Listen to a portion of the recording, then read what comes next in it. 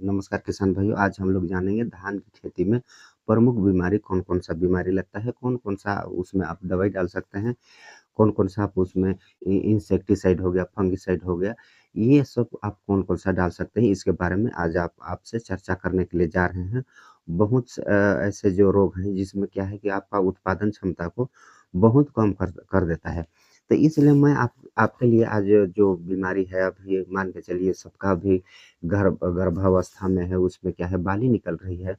तो जो बाली निकल रही है उस टाइम में मस्त हरा-भरा क्या है कि आपका खेत पूरा हरा-भरा रहता है और बहुत अच्छा दिखता है, तो बहुत आकर्षित जो है कीट कीट हो गया, कवक हो गया, ये सब को क्या है कि बहुत आकर्षित होता है और उसमें क्या है कि फंगस का भी अटैक हो सकता है या तो फिर कोई इल्ली का भी अटैक हो सकता है और अनेकों प्रकार के का जो है कि आपको उसमें अटैक देखने को मिलेगा और अटैक कर सकता है।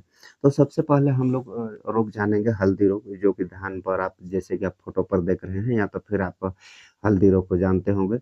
जिस प्रकार से आप फ़ोटो में देख रहे हैं इसी प्रकार से अगर उसको आप हाथ में लेंगे तो हाथ में अगर उसको मलते हैं या तो फिर हाथ में उसको रखते हैं तो आपका हाथ पीला हो जाएगा।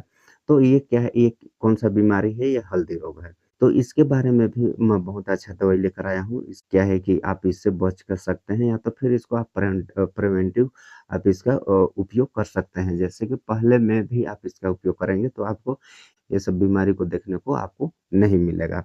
और दूसरा मैं आपके लिए लेकर आया हूँ भूरा माहू। क्या है भूरा माहू तो पहले से भी लगा रहता है, लेकिन क्या है कि ये गर्भावस्था में आपको बहुत तंग कर सकती है ये भूरा माहू। इसके लिए भी मैं दवाई लेकर आया हूँ। आप कौन-सा दवाई को आप स्प्रे करेंगे कि आपका भूरा माहू कंट्रोल हो सकता है। भूरा माहू को बहुत जगह कंट्रोल नहीं भी होता है। किसान लोग को क्या है कि एक से एक दवाई डाल कर के देखते हैं, उसमें कंट्रोल नहीं होता है, तो किसान लोग क्या है कि इससे परेशान भी रहते हैं बहुत जगह। तो आपके लिए मैं भूरा माहू भी कंट्रोल करने के लिए आपको दवाई बताऊँगा।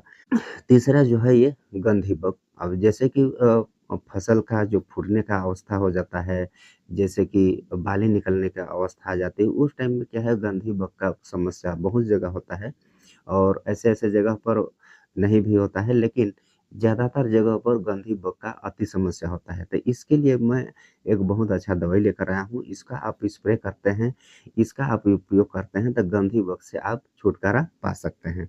और चौथा आप देख लीजिए ग्रास हॉपर जैसे कि ग्रास हॉपर जैसे फ़ोटो पर आप देख रहे हैं, इस प्रकार का जो ग्रास हॉपर होता है, ये क्या है कि धान का बाली को भी काटता है या तो फिर धान का पत्ते को भी काटता है और धान का तना को भी काट देता है, तो उसमें क्या है टूट जाता है और सूख जाता है। तो इसमें क्या है कि उत्पादन इससे बहुत प्रभावित होता है।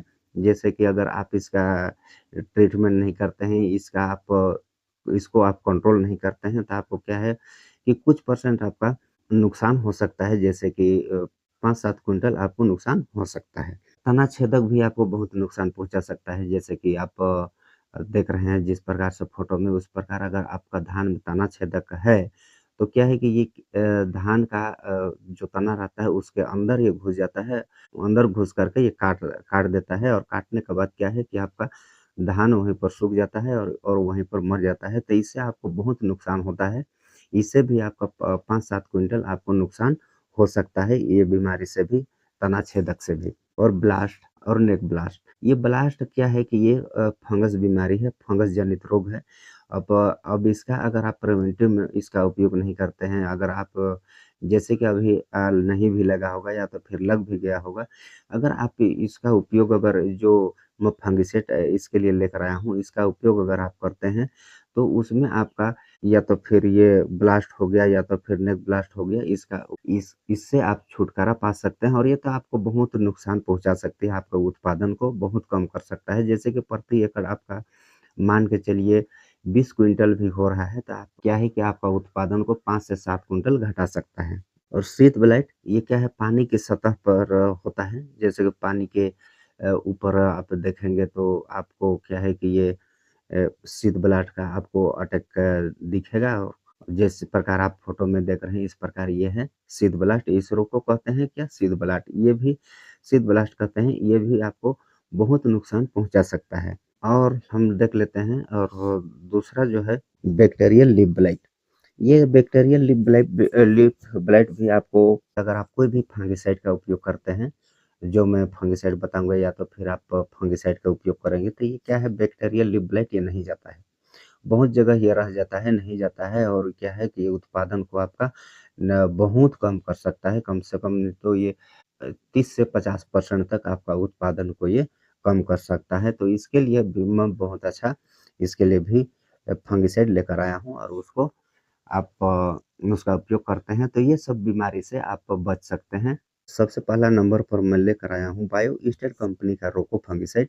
अगर आप इसका उपयोग करते हैं आपके धान की फसल पर तो आपको बहुत अच्छा आपको लाभ मिल सकता है। इसमें थायोफेनेट मेथिल 70% डब्ल्यूपी फार्म में आता है।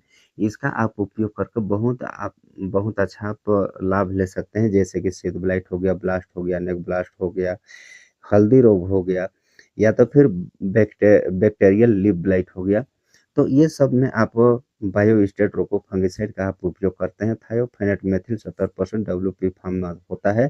तो इसका अगर आप उपयोग करते हैं तो ये सब बीमारी से आप बच सकते हैं। अब इसका डोज़ है 350 ग्राम प्रति एकड़ या तो फिर आपको रोको फंगिसाइड नहीं मिल रहा है तो आप एमी-स्टार टॉप ले सकते हैं या तो फिर आप नेटिवो ले सकते हैं बायर का और एमी-स्टार टॉप ये सिजेंटा कंपनी का आएगा, इसको भी आप ले सकते हैं। और इसके साथ में आपको लेना है बायोमेसिन ले सकते हैं जो कासुगामाइसिन कोई भी आप ले सकते हैं कासुगामाइसिन ले सकते हैं या तो फिर प्लांटोमाइसिन भी आप छिड़काव कर सकते हैं। अगर आपका में बैक्टीरियल लीफ ब्लाइट है तब तो आपको क्या है कि प्लांटोमाइसिन या तो फिर कासुगामाइसिन का छिड़काव करना पड़ेगा ही पड़ेगा और फंगस जनित रोग के लिए ये दवाई आपको मैं बताया। अगर उसी में आपका मान के चलिए वहीं पर है गंधी बग हो गया, ग्रास हॉपर हो गया, तना छेदक हो गया, इस प्रकार से जो भी है तना छेदक हो, पत्ता छेदक हो, इस प्रकार का अगर आपका में बीमारी होगा तो उसके लिए क्या है आप एक्सपोनस ले सकते हैं या तो फिर प्रोफेक्स सुपर आप ले सकते हैं या तो फिर आप प्रोफेक्स सुपर आप नागार्जुना कंपनी का आएगा इसको भी आप ले सकते हैं या तो फिर आप अब उसके बाद क्या है कि अगर आप जैसे कि बहुत कोई ये देखते हैं कि धान अगर बाली निकलने वाला है, गर्भावस्था में है, तो उस टाइप क्या है बहुत कोई यूरिया चला देते हैं। लेकिन आपको यूरिया नहीं डालना है, आपको यूरिया नहीं चलाना है उसमें। उसमें क्या है कि विशेष जो कमी रहता है वो फास्फोरस है और पोटाश है, बोरॉन है। इसका इसका कमी होता है उस टाइम धान को, जो इसका आपको स्प्रे करना है। आपको मैं कुछ स्प्रे बता रहा हूँ, ये भी आप स्प्रे कर सकते हैं। 05234 1 केजी आप ले लीजिएगा।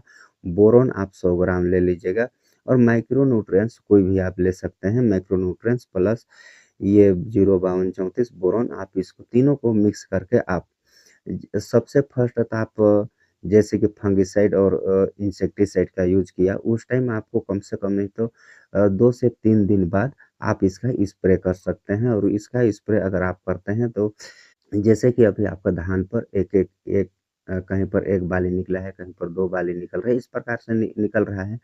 तो वहाँ पर अगर आप इसका स्प्रे कर देते हैं तो आपको क्या है कि बहुत जल्दी आपका बाली निकल जाएगा और धान में परिवर्तित होने लगेगा और आपको क्या है कि लंबा और अच्छा और स्वस्थ बाली आपको मिलेगा अगर आप जो मैं आपको दवाई बताया हूँ इसका आप स्प्रे करते हैं तो।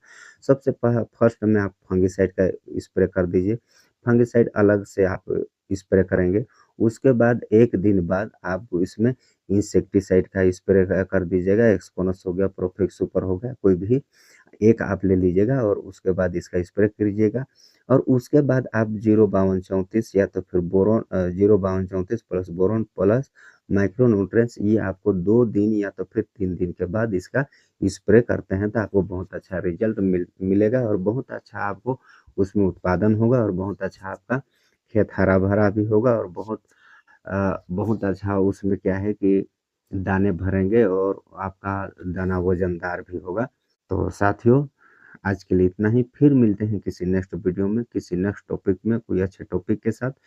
अभी भी आपने चैनल को सब्सक्राइब नहीं किया है तो चैनल को सब्सक्राइब कर लीजिए और वीडियो को एक लाइक करना मत भूलिए और अपने किसान सहपाठी भाइयों को वीडियो शेयर भी कर दीजिए। बाय, जय